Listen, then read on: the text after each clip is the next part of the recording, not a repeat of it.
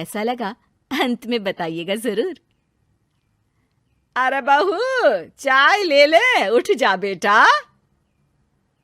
अरे मम्मी रहने देती ना, मैं उठ तो रही थी।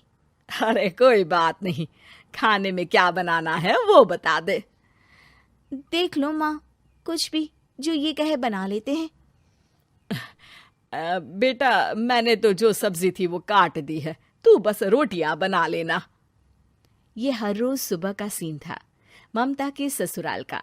एक दिन पड़ोसन कहती है, अरे बहन जी, सारा दिन काम करती रहती हो, थकती नहीं क्या आप? बहू क्या करती रहती है सारा दिन? अरे वो भी कुछ ना कुछ करती ही रहती होगी। अब इतनी भी बूढ़ी तो नहीं हूं मैं जो बैठ जाऊं कि सामने काम पड़ा है और मैं बैठ ही रहूं। अरे लेकिन बहू की तो आदत खराब हो जाएगी जब सारा काम आप ही कर दोगी। अरे ठीक है ना, कम उम्र में हमारी भी शादी हुई थी। अब आजकल के पढ़ने लिखने वाले बच्चों को सारी जिम्मेदारी लेने में भी तो वक्त लगता है। बहू है तो क्या हुआ, मेरी बेटी की उम्र की ही है ना।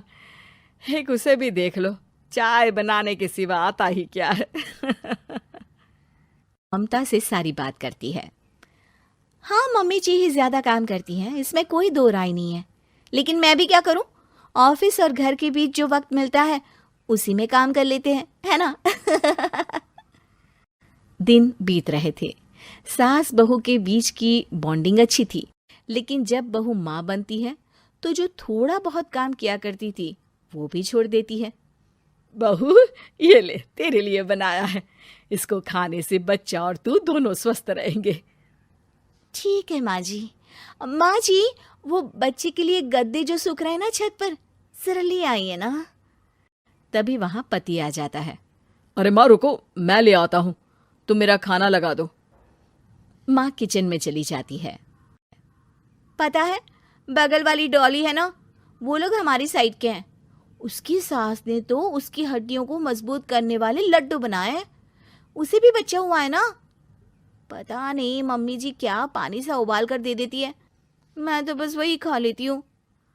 अरे तो तुम्हारे साइड बनता है तो तुम अपनी माँ से बोल दो, वो बना देंगी। आहा, माँ की तबीयत ठीक नहीं रहती, तुम जानती हो ना, कैसे बनाएंगी वो? अरे क्या हो गया सासू माँ को, कल तक तो फेसबुक में किटी की फोटो डाल रही थी। अच्छा अच्छा चुप रहिए। डॉली की सास ने मनाया है, तुम लोगों का भी तो फर्ज बनता है। तभी वहां सास आ जाती है।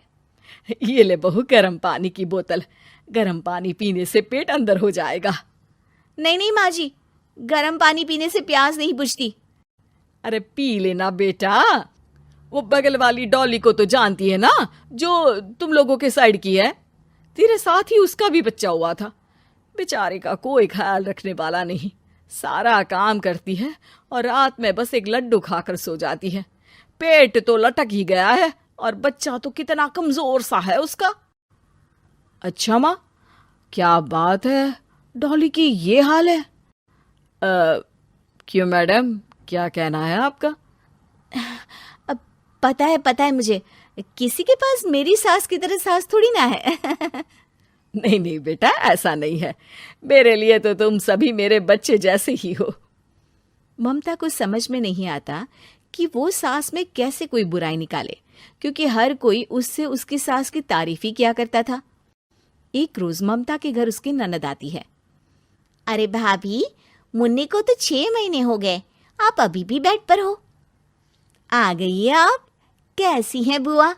बच्चा होने के 6 महीने बाद आई हैं आप? भाभी, अमेरिका दूर है ना, तो वक्त लग जाता है। अब इनकी छुट्टी अभी थी तो सभी आ गए। वैसे माँ कहाँ है? थकी हारी सास बेटी को देखकर खुश हो जाती है। माँ, इस बार तेरा वीजा तैयार है, मेरे साथ चलने को तैयार रहना। हाँ हाँ बेटा, मैं तैयार हूँ। अरे ऐसे कैसे माँ, मैं कैसे मैनेज करूंगी? कैसे मतलब? जैसे मैंने किया अमेरिका में, आप इंडिया में कर लेना। वैसे आपका तो मायका भी पास ही में है ना? हाँ वो तो है, लेकिन वहाँ माँ के पास वक्त नहीं होता, ईश्वर भक्ति में उनका सारा समय चला जाता है।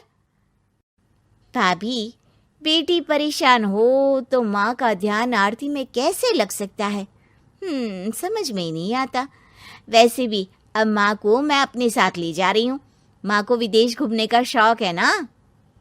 ममता मन मारकर चुप हो जाती है, लेकिन मन ही मन सोचती है कि वो कैसे सारा काम मैनेज करेगी।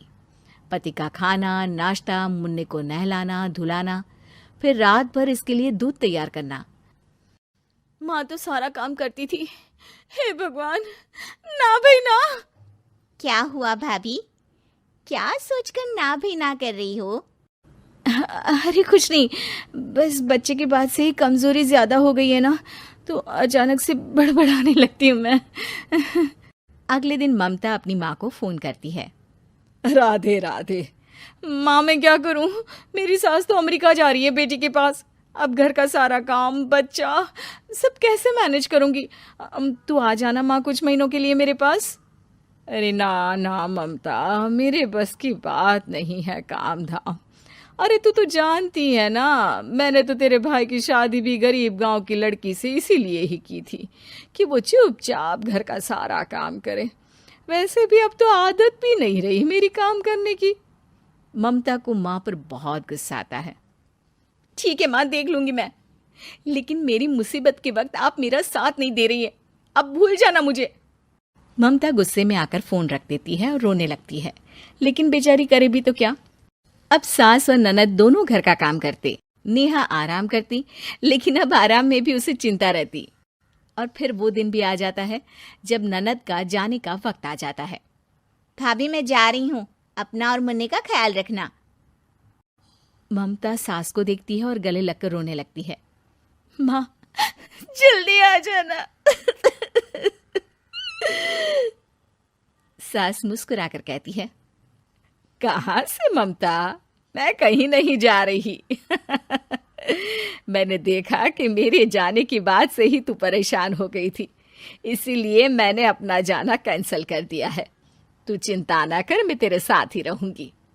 ममता को अपनी माँ की बात याद आती है कि कैसे उसके कहने पर भी ममता की परेशानी को समझने की बजाय उसने मना कर दिया, जबकि सास ने बिना कुछ कहे बहू की समस्या पढ़ ली। हाँ माँ, हम सब साथ चलेंगे बाद में दीदी के घर अमेरिका। आज से आप रानी बनकर रहना और मुन्ने को देखना। मैं समझ चुकी हूँ कि मेरा फर्ज क्या है।